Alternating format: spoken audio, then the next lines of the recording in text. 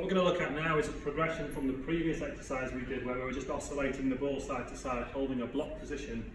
Now we're going to increase the complexity of the exercise a little bit using an aqua bag. So I'm going to ask the athlete to hold it in sort of a Zercher squat position almost, across the arms, across the forearms and biceps, and assume the block position again, and then actually jump up and down with very, very small movements. We're going to do about 15 repetitions just for the purpose of the video, just so you can see the execution of the exercise. And again, what I'm looking for is a really good, solid block position on the front leg, a plank position, and a little bit of flexion in the right-handed javelin throw, so in the right side of the body. So that allows the torso to stay back in a good position. Obviously, if we have a straighter right leg, it's harder to stay back with the torso. So let's have a go at the exercise and see what it looks like. So there's quite a lot of load in this bag at the moment. You can see that he's already struggling to just hold it. So this is a really complex exercise.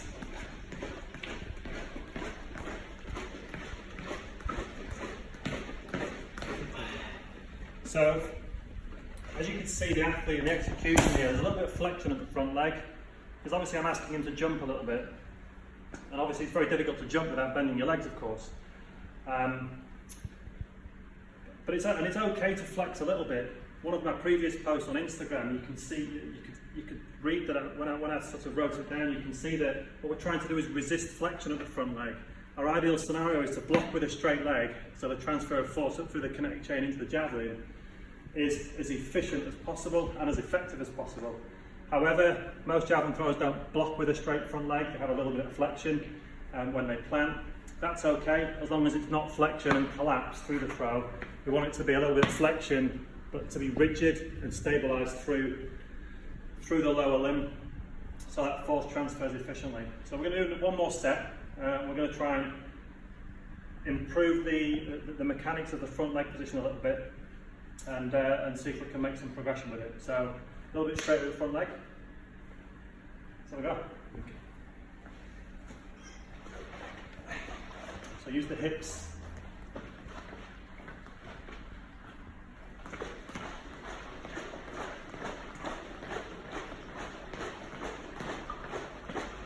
Okay. So ideally we're looking for between 20 and 30 seconds of activity at this time of year as we're entering into the winter preparation period. And obviously we can make that a little bit more intense as the preparation period